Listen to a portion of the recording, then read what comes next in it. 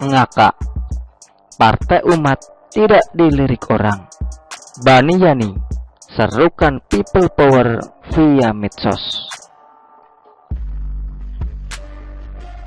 Pasca ditebakkan, Amin Rais mendirikan partai baru untuk kendaraan politiknya, yakni Partai Umat. Hanya saja, partai ini bisa dibilang kurang menjanjikan. Bayangkan saja, di awal sudah tidak lolos verifikasi faktual. Mirisnya, dari 18 parpol yang diverifikasi, hanya Partai Umat doang yang tidak lolos.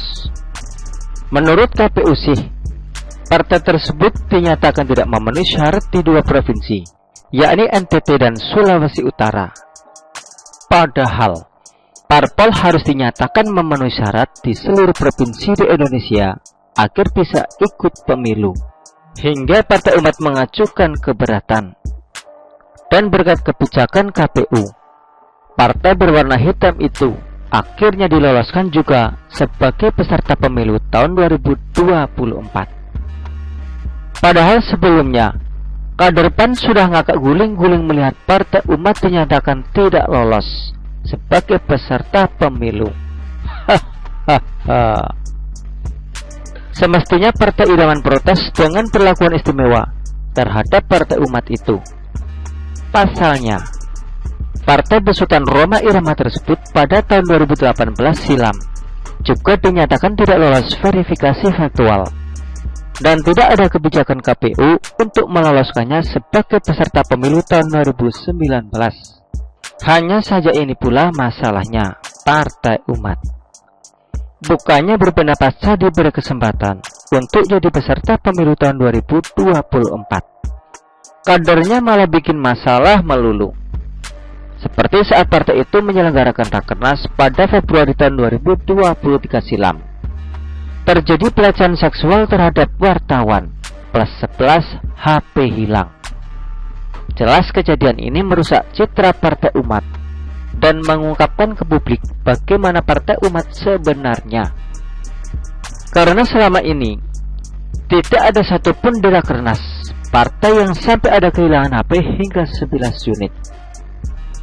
Begitupun tidak ada satupun Rakernas partai yang terjadi pelecehan seksual kecuali di Rakernas Partai Umat. Mau ketawa tapi takut dimarahi Hanum Rais. Padahal slogannya keren. Lawan kezaliman, tegakkan keadilan. Kenyataannya, melawan hawa nafsu diri sendiri saja nggak mampu. Agak ngeri-ngeri sedap juga kalau Partai Umat ini jadi partai penguasa. Karena bisa saja jumlah kasus pelecehan seksual semakin meningkat. Kalau Partai Demokrat, slogannya katakan tidak padahal korupsi, tapi kabarnya korupsi berjamaah. Sedangkan Partai Umat, jargonnya lawan kezaliman, tegakkan keadilan. Tapi ketika partai itu melakukan Rakernas ada kejadian pelecehan seksual dengan korbannya seorang jurnalis perempuan. Sungguh bertolak belakang antara apa yang dikatakan dengan kenyataan. Dampaknya pun tidak main-main. Menurut hasil survei Lembaga Kajian Pemilu Indonesia, elektabilitas Partai Umat paling rendah dibandingkan partai lain. Bahkan dibandingkan dengan Partai Buruh, Prima, dan Garuda, Partai Umat masih di bawahnya. Untuk diketahui, elektabilitas Partai Umat hanya 0,1% doang. Jadi bayangannya, dari seluruh pemilih pada pemilu tahun 2024 mendatang, hanya 0,1% saja yang memilih Partai Umat. Padahal untuk bisa lolos ke parlemen, syaratnya minimal harus dapat suara 4%. Ngenes bukan? Partai Umat tidak dilirik orang.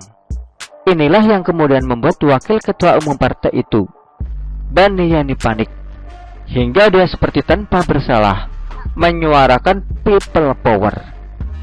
Yang kita tahu sendiri bahwa people power adalah usaha menggulingkan kekuasaan. Atau dengan kata lain, Bandayani itu menyuarakan penggulingan terhadap Presiden Jokowi secara paksa. Tidak ada jalan lain atau untuk melengsarkan Presiden Jokowi kecuali people power. Ujarnya melalui akun Twitter @Bandayani dengan nada berapi-api. Kelihatan banget kalau ex-napi yang pernah tersandung kasus pelanggaran Undang-Undang ITE tersebut tidak paham situasi nasional. Bandayani gak paham kalau tingkat kepuasan publik terhadap Presiden Jokowi sangatlah tinggi, yakni mencapai 82%. Salah satu penyebabnya adalah karena kondisi perekonomian Indonesia saat ini yang relatif stabil pasca diguncang pandemi corona. Jomplang banget. Bedanya 82% dengan elektabilitas Partai Umat yang hanya 0,1%.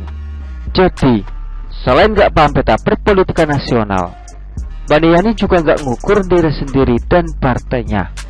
Alah wong cuma 0,1%, kok mau melawan 82%?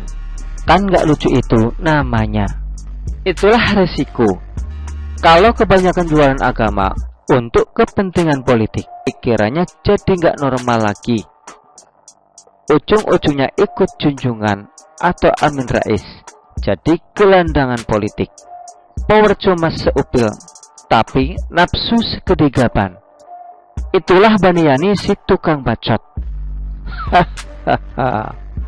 Lagian, dari dulu kelompok sebelah menyuarakan people power ini gak jadi-jadi juga kok.